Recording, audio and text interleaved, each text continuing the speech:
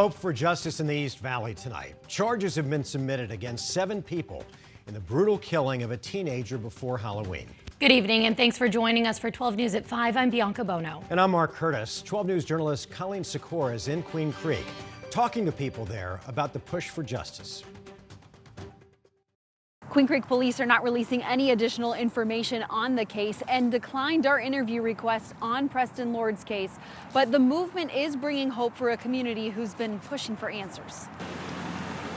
What started with a Halloween party continuing past one holiday. Preston's family has been heavy on all of our minds for so long. And another. Having teenagers myself, I can't imagine what that loss feels like, then that loss around the holidays.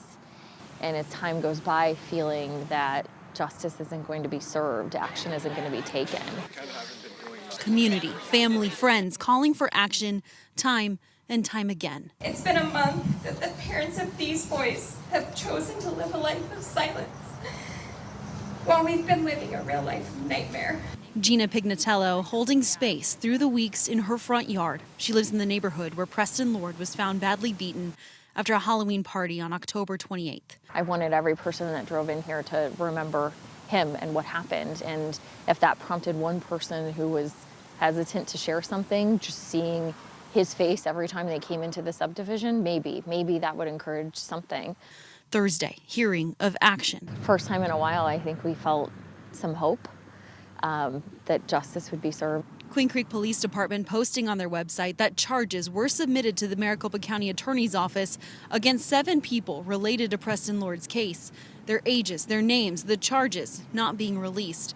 Attorney Hector Diaz saying those charges could be wide-ranging. Potential one in first-degree murder to maybe even like manslaughter or negligent homicide or something of that, and something in between. And that's going to depend on the evidence. Diaz says, though, those who are at the center of the case likely do know. This is a situation where if these individuals were put on notice, let's say a month or 2 months ago, and if they have counsel, there no doubt would have been a parallel investigation in terms of what's the level of culpability of my client? Is he actually a target? Do they have the wrong person?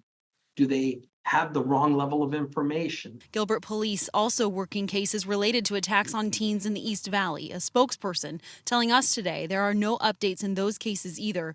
At last check, the Maricopa County Attorney's Office is still reviewing the case, and that could take some time to do. We'll keep you updated on air and online. In Queen Creek, Colleen Sikora, 12 News.